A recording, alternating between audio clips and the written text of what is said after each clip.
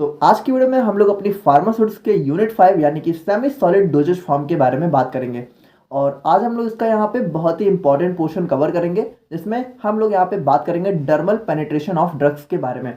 और ये एक बहुत ही ज़्यादा इंपॉर्टेंट क्वेश्चन है, लगभग हर बार ही देखने को मिल जाता है। ठीक है, अब यहाँ पे देखो, सेमी सॉलिड डोजेज फॉर्म के बारे में बात करें तो जैसा इसका नाम है सेमी सॉलिड, यानी कि ये जो दवाएं हैं वो यहाँ पे सेमी सॉलिड स्टेट में देखने को मिलती हैं। ना तो ये लिक्विड होती हैं, ना तो ये सॉलिड होती हैं। जैसा कि हमारे घर में जैसे क्रीम हो गया, ठीक है, और ऑइंटमेंट हो गया, और पेस्ट हो गए, और जैसा कि जेल वगैरह होते हैं, जैसे आप लोगों ने देखा होगा आयोडेक्स वगैरह का जेल होता है, बीटाडीन वगैरह की दवाएं होती हैं। ये सारी की सारी यहाँ पे सेमी सॉलिड के फॉर्म में होती हैं। देखो, होती तो और भी है, पर जनरली हम लोग यहाँ पे उन दवाओं के बारे में पढ़ेंगे जिनको हम लोग यहाँ पे एक्सटर्नली अप्लाई करते हैं। ठीक है, यानी आप लोग अपनी बॉडी के ऊपर, स्किन के ऊपर जिन दवाओं को अप्लाई करते हैं उसी को हम लोग यहाँ पे इस वाली यूनिट के अंदर देखने वाले हैं।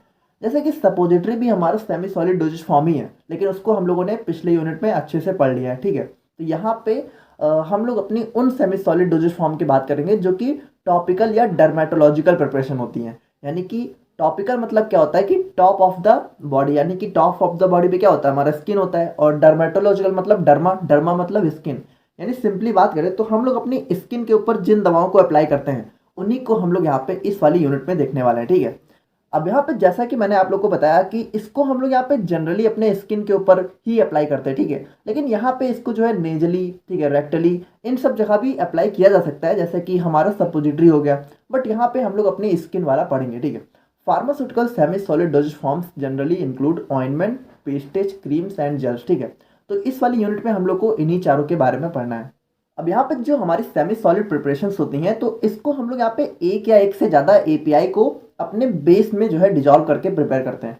अब यहाँ पे देखो, जो हमारी सेमी सॉलिड डोजेज फॉर्म होती है, ठीक है, सेमी सॉलिड, तो इसके अंदर दो मेजर इंग्रेडिएंट होते हैं। जैसा कि हम लोगों ने सपोजिटरी के अंदर भी देखा था कि इसके अंदर एक होता है हमारा एपीआई। ठीक है, और आप लोग को पता है कि हमारी कोई भी दवा एपीआई और एक्सिपिएंट से मिलकर बनी हुई होती है। तो यहाँ पे जो हमारा एक्सिपिएंट है वो मेजर होता है यहाँ पे बेस। ठीक है, देखो, बेस के अलावा भी हम लोग यहाँ पे जैसे हमारा प्रिजर्वेटिव हो गया, एंटीऑक्सीडेंट हो गया, इन सबको यूज करते हैं। लेकिन हमारा मेजर जो है एक्सिपिएंट होता है बेस। यानी बेस के अंदर हम लोग एपीआई को मिला के अपनी सेमी सॉलिड डोजेज फॉर्म को प्रिपेयर करते हैं। अब यहाँ पे बात करें advantages of semi solid doses forms की, तो चूंकि हम लोग यहाँ पे इसको अपनी स्किन के ऊपर अप्लाई कर रहे हैं, इसीलिए यहाँ पे साइड इफेक्ट के चांसेस बहुत ज़्यादा कम हो जाते हैं। क्योंकि जैसे कोई दवा है उसको हम लोग अपने माउथ से अगर अंदर खा रहे हैं, ठीक है, तो यहाँ पे वो अंदर जाके जो है कुछ भी साइड इफेक्ट कॉज कर सकती है। लेकिन अब चूंकि हम लोग अपने सेमी सॉलिड डोजेज फॉर्म्स को अपनी स्किन के ऊपर अप्लाई करते हैं, तो ज़्यादा से ज़्यादा क्या साइड इफेक्ट हो सकते हैं, या तो स्किन के ऊपर थोड़ा बहुत इरिटेशन कॉज कर सकती है, लेकिन मेजर साइड इफेक्ट यहाँ पे नहीं देखने को मिलते हैं। ठीक है, और उसके बाद यहाँ पे फर्स्ट पास मेटाबॉलिज्म यहाँ पे अवॉइड हो जाता है। अब इसको आप लोग सिंपली समझो कि जो हम लोग दवा खाते हैं अंदर, ठीक है, तो हाँ, पहले उसका एब्जॉर्प्शन होता है, फिर डिसइंटीग्रेशन होता है, फिर जाके जो है दवा यहाँ पे मेटाबोलाइज होती है, फिर उसका इफेक्ट देखने को मिलता है। तो यहाँ पे जो है हमारा जो है फर्स्ट पास मेटाबॉलिज्म अवॉइड हो जाता है, क्योंकि हम लोग इसको खाते ही नहीं है, सिंपल है। और उसके बाद सुटेबल फॉर अनकॉन्शियस पेशेंट, यानी कि ऐसे पेशेंट जिनको यहाँ पे होश वगैरह नहीं है, जिनको हम लोग यहाँ पे दवा माउथ के थ्रू नहीं दे सकते, उनके लिए बहुत अच्छी होती है। और उसके बाद suitable doses form for bitter drugs, यानी कि जो कड़वी दवाएं हैं तो उनके लिए बेटर होती है, क्योंकि हम लोग इसको खाते तो है नहीं। और more stable then liquid doses form, यानी कि लिक्विड डोजेज फॉर्म के कंपेयर में ये ज़्यादा स्टेबल देखने को मिलती है। और बात करें हम लोग यहाँ पे इसके डिसएडवांटेजेस के बारे में, ठीक है, तो इसके अंदर यहाँ पे किसी भी तरह की डोज एक्यूरेसी देखने को नहीं मिलती है। जैसे कि आप लोग को पता है, आप लोग क्रीम वगैरह लेते हो तो उसको जब आप लोग निकालते हो तो कभी थोड़ा सा ज़्यादा निकल आई, कभी थोड़ा सा कम निकल आई। ठीक है, तो यहाँ पे डोज एक्यूरेसी नहीं होती है। और यहाँ पे सेमी सॉलिड डोजेस फॉर्म यहाँ पे बल्कि होती हैं, तो उनको यहाँ पे हैंडल करने में भी थोड़ी बहुत प्रॉब्लम देखने को मिल जाती है। ठीक है, और उसके बाद यहाँ पे ज़्यादातर हम लोग जो हमारी क्रीम हो गया या फिर जो भी जेल वगैरह होते हैं उनको हम लोग अपने हाथों से ही लगाते हैं। ठीक है, हाथों से रब वगैरह करते हैं। तो मान लो अगर आपके हाथों में बैक्टीरिया वगैरह है, ठीक है, आपके हाथ साफ नहीं है, तो क्या हो सकता है कि जैसे कि हमारी कोई चोट वगैरह है तो उस पर और ज़्यादा प्रॉब्लम हो सकती है। ठीक है, कंटामिनेशन हो सकता है। और उसके बाद यहाँ पे ये फिजियोकेमिकली लेस स्टेबल होती हैं सॉलिड डोजेज फॉर्म के कंपेयर में। देखो, लिक्विड के कंपेयर में तो सेमी सॉलिड ज़्यादा स्टेबल होती है, लेकिन अगर हम लोग सॉलिड से कंपेयर करें तो थोड़ी सी लेस स्टेबल होती है। देखो, ये ऑर्डर बिल्कुल ऐसा होता है, सॉलिड सबसे ज़्यादा स्टेबल, ठीक है, और सेमी सॉलिड उसके बाद, और लिक्विड यहाँ पे सबसे कम स्टेबल होती है। और उसके बाद यहाँ पे मे कॉज इरिटेशन और एलर्जी इन सम पेशेंट, यानी कि कुछ पेशेंट्स में ये जो है इरिटेशन वगैरह भी कॉज कर सकती है। अब बात करें हम लोग यहाँ पे ideal properties of semi solid doses forms की, यानी कि जो हमारी सेमी सॉलिड डोजेज फॉर्म होती हैं उसकी कौन कौन सी आइडियल प्रॉपर्टीज होनी चाहिए जिससे हम लोग ये बोल सके कि जो हमारी दवा है वो अच्छी है। तो इसको हम लोग यहाँ पे 3 पैरामीटर्स पे चेक कर सकते हैं, ठीक है। पहला हो गया फिजिकल पैरामीटर, दूसरा हो गया फिजियोलॉजिकल, और थर्ड हो गया एप्लीकेशन। अब फिजिकल की बात करें तो यानी कि फिजिकल मतलब क्या, कि वो दिखने में कैसी है, उसका साइज शेप कलर कैसा है, ठीक है। जैसे कि this should have smooth texture, यानी कि उसका जो है टेक्सचर जो है स्मूथ होना चाहिए। यहाँ पे इलिजेंट अपीयरेंस होनी चाहिए, ठीक है। और यहाँ पे नॉन डिहाइड्रेटिंग, यानी ऐसा नहीं होना चाहिए कि उसको हम लोगों ने लगाया तो उसको मतलब जैसे बहुत ज़्यादा ड्राई ड्राई हो गई हमारी स्किन, ठीक है, हमारी स्किन से वाटर वगैरह का लॉस हो गया। हाइड्रेशन मतलब होता है वाटर, ठीक है। तो अगर हमारी स्किन जो है डिहाइड्रेटेड नहीं होनी चाहिए। और उसके बाद यहाँ पे नॉन ग्रिटी नेचर का होना चाहिए। देखो ग्रिटी मतलब क्या हुआ कि जैसे समझ लो कि उसके जो पार्टिकल्स हैं वो बहुत छोटे छोटे होने चाहिए। ऐसा नहीं होना चाहिए कि उसके पार्टिकल्स बहुत बड़े बड़े साइज के हैं तो उसको हम लोगों ने लगाया तो हमारी स्किन वगैरह रगड़ वगड़ गई, ऐसा नहीं होना चाहिए, ठीक है। और यहाँ पे नॉन ग्रीजी और नॉन स्टेनिंग प्रॉपर्टीज, यानी कि जैसे कि आप लोग को पता है तेल वगैरह लगाओ तो हमारे हाथों पे जल्दी निकलता नहीं है, ठीक है, ग्रीजी नेचर का होता है। तो वो सारी चीज़ें भी ज़्यादा उसके अंदर नहीं होनी चाहिए। और नॉन स्टेनिंग, यानी कि लगाने के बाद कोई दाग वगैरह नहीं छोड़ना चाहिए। और उसके बाद यहाँ पे ये नॉन हाइग्रोस्कोपिक नेचर का होना चाहिए, यानी कि ऐसा नहीं होना चाहिए कि हम लोगों ने इसको खुले में रखा तो हवा में गायब हो गया, ठीक है, हाइग्रोस्कोप नहीं होना चाहिए।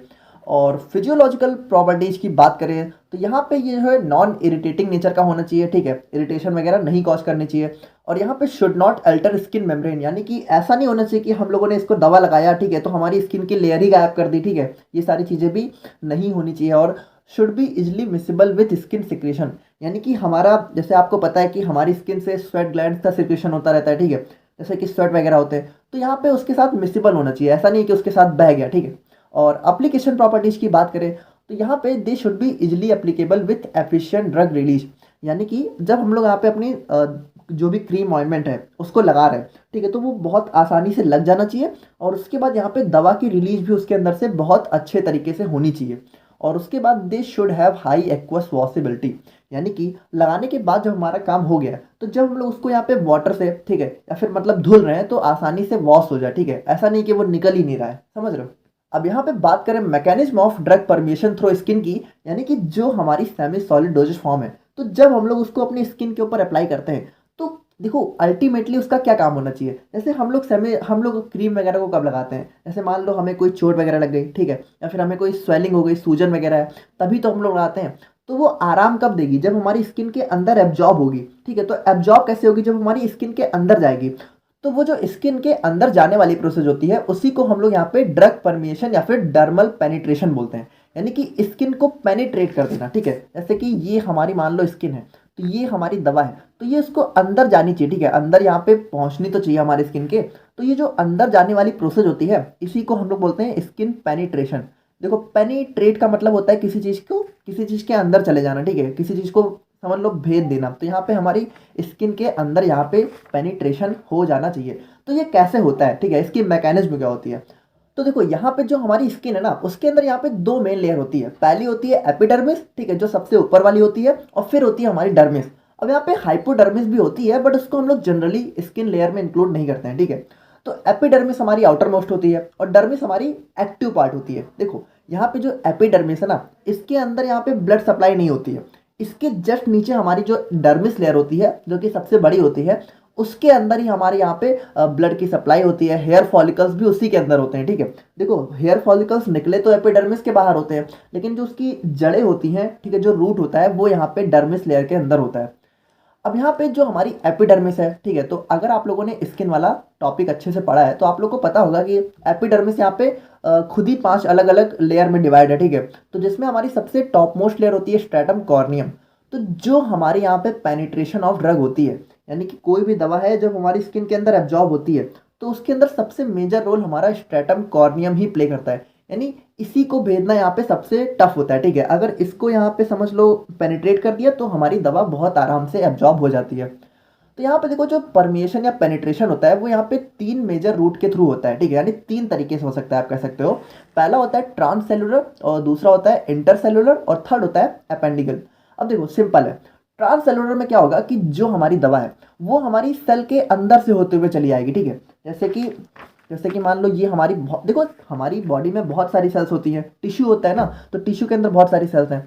तो जैसे कोई दवा है, जब हमारी इसके जैसे इसने जो दवा है वो आई, ठीक है, और यहाँ पे सेल के अंदर गई, ठीक है, फिर सेल के अंदर से बाहर होते हुए, फिर सेल के अंदर से बाहर होते हुए हमारी स्किन के अंदर पहुंच गई, तो इसको हम लोग बोलते हैं ट्रांससेलुलर, यानी कि सेल को पूरा यहाँ पे भेज दिया, ठीक है। और इंटरसेलुलर की बात करें तो देखो इसका नाम क्या है, इंटरसेलुलर। इंटरसेलुलर मैंने आपको बताया था कि दो सेल के बीच का स्पेस, जैसे कि ये हमारा कोई टिश्यू है, ठीक है, तो इसके अंदर जो सेल्स होते हैं इनके बीच में थोड़ा थोड़ा सा स्पेस होता है। तो अगर जो हमारी दवा है वो इन स्पेस के थ्रू होते हुए निकला है, ठीक है, तो उसको हम लोग बोलते हैं इंटरसेलुलर रूट, ठीक है, जैसा कि आप लोग देख रहे हो। और उसके बाद यहाँ पे देखो जो भी हमारी स्किन के ऊपर स्वेट ग्लैंड्स होते हैं, हेयर फॉलिकल्स होते हैं, अगर उनके थ्रू देखो उनके पास भी ना थोड़े छोटे छोटे आप कह सकते हो कि रोम छिद्र होते हैं, ठीक है, तो अगर उनके थ्रू हमारी दवा एब्जॉर्ब हो रही है तो उसको हम लोग बोलते हैं एपेंडिकल रूट। तो कुल मिलाकर 3 तरीके से जो हमारी दवा है वो हमारी स्किन के अंदर एब्जॉर्ब होती है।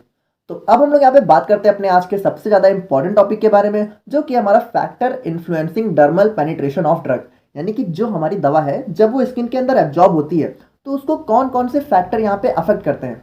यानी कि जो हमारी दवा है जब वो हमारी स्किन के अंदर एब्जॉर्ब होती है तो उसको कौन कौन से फैक्टर यहाँ पे अफेक्ट करते हैं, ठीक है। तो यहाँ पे देखो इन फैक्टर्स को भी हम लोग यहाँ पे 2 कैटेगरी में डिवाइड कर सकते हैं, यानी 2 तरीके के फैक्टर्स हमारे स्किन के अंदर जो हमारी दवा है उसके एब्जॉर्प्शन को यहाँ पे अफेक्ट करते हैं। देखो अफेक्ट करने का मतलब क्या हुआ कि मतलब यहाँ पे हम लोग ये देखेंगे कि कौन कौन सी चीज़ें हमारे ड्रग एब्जॉर्प्शन को कम कर सकती हैं, ज़्यादा कर सकती हैं। तो इसमें यहाँ पे 2 तरीके होते हैं, जैसे पहला हो गया बायोलॉजिकल फैक्टर्स और दूसरा हो गया फिजियोकेमिकल फैक्टर्स। तो बात करें हम लोग यहाँ पे बायोलॉजिकल फैक्टर्स की, ठीक है, तो इसके अंदर हमें यहाँ पे ये सारे फैक्टर्स देखने को मिलते हैं। बेसिकली यहाँ पे स्किन रिलेटेड सारे फैक्टर्स होते हैं, जैसे स्किन कंडीशन, स्किन एज, ठीक है, blood flow, regional skin sites. तो इन सबको एक एक करके हम लोग देखते हैं। जैसे कि सबसे पहले बात करें स्किन हाइड्रेशन की। अब देखो ये थोड़ा सा बाई मिस्टेक लास्ट वाले से ही शुरू हो गया था, तो कोई बात नहीं, यहाँ पे वही चीज़ें हैं। जैसे कि सबसे पहले बात करें स्किन हाइड्रेशन की, ठीक है, तो यहाँ पे देखो जब हमारी हाइड्रेशन का मतलब सिंपली समझो, सबसे पहले वाटर होता है, ठीक है, अगर हाइड्रेटेड वर्ड कहीं लिखा है तो वाटर से रिलेटेड है।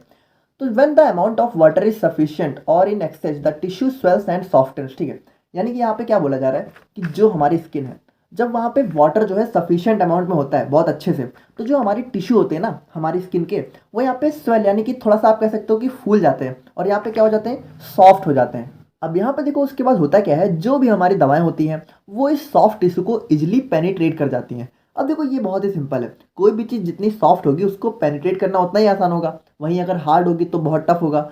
तो जब यहाँ पे स्वेल हो जाते हैं हमारे टिश्यू, ठीक है, तो वो यहाँ पे सॉफ्ट हो जाते हैं, उनको पेनिट्रेट करना आसान हो जाता है। Hence hydration increases drug penetration, यानी कि स्किन जितनी ज़्यादा हाइड्रेटेड होगी उतना यहाँ पे ड्रग का पेनिट्रेशन इजी हो जाएगा।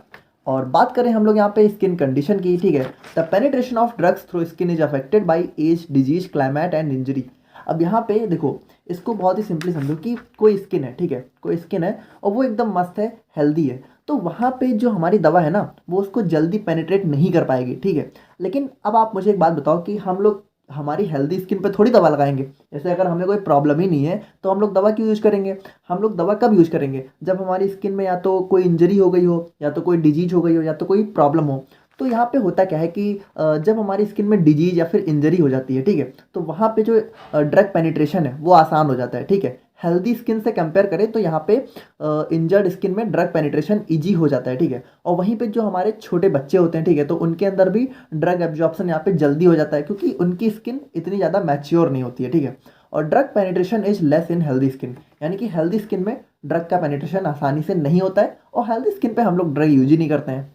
और बात करें हम लोग यहाँ पे स्किन एज की, ठीक है, तो जो यहाँ पे यंग स्किन होती है वो यहाँ पे मोर परमिएबल होती है ओल्डर के कंपेयर में। जैसा कि हम लोगों ने अभी देखा कि जैसे छोटे बच्चों की स्किन है तो वो यहाँ पे ज़्यादा आसानी से उनको पेनिट्रेट किया जा सकता है। और the skin of children are more sensitive to the toxic effect of drug. अब जैसे कोई दवा है, कोई भी ऑइंटमेंट है, क्रीम है, अगर मान लो उसका हल्का सा कोई टॉक्सिक इफेक्ट है, ठीक है, तो एक बार के लिए जैसे कोई टीनेजर है, ठीक है, तो उसके अंदर तो चलो इतनी प्रॉब्लम नहीं होगी, लेकिन अगर कोई छोटा सा बच्चा है ना तो उसके अंदर यहाँ पे टॉक्सिक इफेक्ट बहुत ज़्यादा हो जाते हैं, ठीक है, क्योंकि वो स्किन ना बहुत ज़्यादा सेंसिटिव होती है। तो हम लोग यहाँ पे कह सकते हैं कि जो हमारी स्किन एज होती है वो डर्मल पेनिट्रेशन में एक बहुत ही इंपॉर्टेंट रोल प्ले करती है। और बात करें हम लोग यहाँ पे ब्लड फ्लो की, ठीक है, तो blood flow through the skin also affects the dermal penetration. When blood flow is reduced amount of drug penetration increases. अब देखो इसको थोड़ा समझना कि जैसे हमारी स्किन है, अगर उसमें ब्लड फ्लो अच्छा है ना तो वहाँ पे जो है पेनिट्रेशन थोड़ा सा टफ हो जाता है, ठीक है। यहाँ पे देखो थोड़ा सा उल्टा होता है, ब्लड फ्लो जब कम होगा तो पेनिट्रेशन ज़्यादा होगा। इसको ऐसे समझो कि जैसे हमारी स्किन में अगर ब्लड फ्लो अच्छा है तो हमारी स्किन हेल्दी होगी ना, तो हेल्दी स्किन में ड्रग पेनिट्रेशन लो हो जाता है। वहीं पे जब हमारी स्किन में कोई प्रॉब्लम होती है तो ब्लड फ्लो क्या होता है, थोड़ा सा कम हो जाता है, और यहाँ पे जो हमारे ड्रग का पेनिट्रेशन है वो यहाँ पे बढ़ जाता है, ठीक है। और बात करें हम लोग यहाँ पे रीजनल स्किन साइट की, ठीक है, तो जैसे हमारी बॉडी में जो अलग अलग जगह की स्किन होती है तो उसके हिसाब से भी यहाँ पे ड्रग का पेनिट्रेशन बढ़ता या घटता है। जैसे बात करें तो हमारे जो पैरों के नीचे की जो स्किन होती है, आप लोग को पता है वो बहुत ज़्यादा मोटी होती है, ठीक है। उसी तरीके से हमारे हाथ के जो अंदर वाली स्किन होती है तो वहाँ पे ड्रग का पेनिट्रेशन ना बहुत मुश्किल हो जाता है। वहीं बात करें जैसे हमारी जो फेशियल स्किन होती है वो बहुत ज़्यादा पतली होती है, तो जितनी पतली होगी ड्रग वहाँ पे उतनी आसानी से जो है एब्जॉर्ब हो जाएगा। और स्किन मेटाबॉलिज्म की बात करें तो यहाँ पे जैसे कुछ हमारी स्पेशल दवाएं होती हैं, जैसे एस्टेरॉयड हार्मोन्स हो गए, ठीक है, केमिकल्स सार्किनोजेंस हो गए, और भी कुछ अदर दवाएं होती हैं जो यहाँ पे स्किन में मेटाबोलाइज हो जाती हैं, मतलब उनका मेटाबॉलिज्म यहाँ पे स्किन के अंदर बहुत ज़्यादा हो जाता है। देखो वैसे तो मेटाबॉलिज्म स्किन के अंदर बहुत कम ही होता है, ठीक है, ये हमारे लीवर की प्रोसेस है, लेकिन स्किन के अंदर भी कभी कभी हो जाता है। तो ये सारी अगर दवाएं हैं तो उनका मेटाबॉलिज्म ज़्यादा हो जाता है, जो कि हमारे ड्रग पेनिट्रेशन को अफेक्ट कर देती हैं। और बात करें हम लोग यहाँ पे स्पेसिस डिफरेंस की, तो जैसा कि आपको पता है कि जैसे हमारा जो ह्यूमंस होते हैं, ठीक है, उनकी स्किन अलग टाइप की होती है, और जो एनिमल्स वगैरह होते हैं उनकी स्किन अलग टाइप की होती है। तो जो हमारे जैसे हमारे रैट होते हैं, रैबिट्स होते हैं, तो उनकी जो स्किन होती है ना उनमें हेयर फॉलिकल्स ज़्यादा होते हैं। आप लोग को पता है हेयर्स बहुत ज़्यादा होते हैं, लेकिन उनके पास ना स्वेट ग्लैंड्स वगैरह नहीं होते हैं। तो यहाँ पे जो ड्रग पेनिट्रेशन है, ठीक है, तो वहाँ भी मतलब ह्यूमन स्किन के कंपेयर में डिफरेंट होता है, ठीक है, यानी उनके में थोड़ा सा अलग टाइप से होता है और ह्यूमन स्किन में थोड़ा अलग टाइप से होता है। और अब बात करें हम लोग यहाँ पे फिजियोकेमिकल फैक्टर्स की, ठीक है, तो यहाँ पे हमें जैसा टेम्परेचर, पीएच हो गया, ड्रग कंसंट्रेशन हो गया, सॉल्युबिलिटी हो गई, डिफ्यूजन कोफिशिएंट, ठीक है, मॉलिक्यूलर साइज एंड शेप, तो ये सारी चीज़ों भी हमारी ड्रग के पेनिट्रेशन में बहुत ज़्यादा अफेक्ट करती हैं। जैसे टेम्परेचर और पीएच की बात करें तो यहाँ पे सिंपली है कि टेम्परेचर अगर मान लो हाई है, ठीक है, तो ड्रग का एब्जॉर्प्शन भी यहाँ पे जल्दी हो जाता है। इसको देखो ऐसे समझो कि गर्मियों के टाइम में आप लोग दवा लगाते हो ना तो वो जल्दी एब्जॉर्ब हो जाती है, ठीक है, अगर हम लोग यहाँ पे ठंडी के मौसम से कंपेयर करें। और यहाँ पे ऐसी ड्रग्स जिनकी पीएच वैल्यू यहाँ पे 5 के आसपास होती है वो भी यहाँ पे स्किन को बहुत आसानी से पेनिट्रेट कर जाती हैं। और ड्रग कंसंट्रेशन की बात करें तो यहाँ पे देखो बहुत ही सिंपल है कि जैसे ये मान लो ये स्किन है, ठीक है, अब इसके ऊपर आप लोगों ने दवा लगाई, ठीक है, ऊपर, तो यहाँ पे देखो यहाँ पे ड्रग ज़्यादा है ना, अभी अभी आप लोगों ने दवा लगाई है तो ड्रग की कंसंट्रेशन यहाँ पे स्किन के ऊपर ज़्यादा है। तो देखो यहाँ पे ना एक बहुत ही सिंपल रूल फॉलो होता है डिफ्यूजन का। डिफ्यूजन बोलता है movement of higher concentration to lower, यानी कि देखो ड्रग का कंसंट्रेशन स्किन के बाहर ज़्यादा है, ठीक है, और स्किन के अंदर कम है। तो यहाँ पे डिफ्यूजन में सिंपली क्या होता है कि ये बाहर से अंदर की तरफ मूव करती है, और इसी तरीके से हमारा पेनिट्रेशन काम करता है, ठीक है, ये हमारा डिफ्यूजन के लॉ पे काम करता है, यानी कि हायर कंसंट्रेशन से लोअर कंसंट्रेशन की तरफ। तो यहाँ पे ड्रग कंसंट्रेशन में क्या है कि the drug penetration is depend upon the concentration gradient, and concentration gradient will be higher if concentration of drug will be more across the barrier. यानी कि कंसंट्रेशन ग्रेडियंट क्या है कि वो यहाँ पे हाई होगा अगर हमारा दवा जो है हमारी मतलब ज़्यादा है, ठीक है, तो यहाँ पे ज़्यादा ही होती है, और इसी तरीके से ये सारी चीज़ें भी उस पर डिपेंड होती हैं। और सॉल्युबिलिटी की बात करें तो यहाँ पे जो हमारी लिपिड सॉल्युबल ड्रग होती हैं वो यहाँ पे इजिली पेनिट्रेट कर जाती हैं अगर हम उसको हाइड्रोफिलिक ड्रग से कंपेयर करें। यानी कि देखो होता क्या है ना कि हमारी जो सेल मेम्ब्रेन होती है वो लिपिड सॉल्युबल ज़्यादा होती है, तो जो दवा यहाँ पे लिपिड लाइपोफिलिक नेचर की होती हैं यानी ऑयल लविंग होती हैं वो यहाँ पे इजिली पेनिट्रेट कर जाती हैं अगर हम लोग उसको हाइड्रोफिलिक से कंपेयर करें। और डिफ्यूजन कोफिशिएंट की बात करें तो ये वही चीज़ है जो मैंने अभी आप लोग को बताई। The diffusion coefficient of drug depends upon the properties of drugs and diffusion medium. यानी यहाँ पे देखो कुछ खास नहीं है, यही है कि डिफ्यूजन क्या होता है, हाई कंसंट्रेशन से लो कंसंट्रेशन की तरफ मूवमेंट। तो ये भी हमारा जो है हमारी अलग अलग दवाओं का अलग अलग होता है, ठीक है, उनकी जैसे कुछ दवाओं की प्रॉपर्टीज अलग होती हैं तो उन सारी चीज़ों पर भी डिपेंड करता है। और फाइनली बात करें साइज एंड शेप के बारे में, तो जैसे जो हमारी दवा है, ठीक है, अगर मान लो उसके अंदर जो पार्टिकल्स हैं वो बहुत बड़े साइज के हैं तो जितना बड़ा साइज होगा हमारी स्किन को पेनिट्रेट करने में उतनी प्रॉब्लम होगी, ठीक है। जैसे अगर मान लो ये हमारी स्किन है और यहाँ पे कुछ बहुत बड़े बड़े पार्टिकल्स हैं तो वो हमारी स्किन को क्रॉस नहीं कर पाएंगे जल्दी, लेकिन अगर मान लो बहुत छोटे छोटे महीन महीन तो वो यहाँ पे इजीली क्रॉस कर जाएंगे। तो इसमें वही चीज़ बताया गया है कि small molecules penetrate faster than larger ones. तो आई होप कि आप लोग को आज की वीडियो समझ में आ गई होगी, ठीक है, और देखते हैं कि इसके आगे हम लोग कंटिन्यू कर पाएंगे या नहीं कर पाएंगे। नोट्स इसके डिस्क्रिप्शन बॉक्स में अवेलेबल है, तो वहाँ से आप लोग डाउनलोड कर लेना। बाकी मिलते हैं हम लोग यहाँ पे किसी नेक्स्ट वीडियो में। Thank you so much.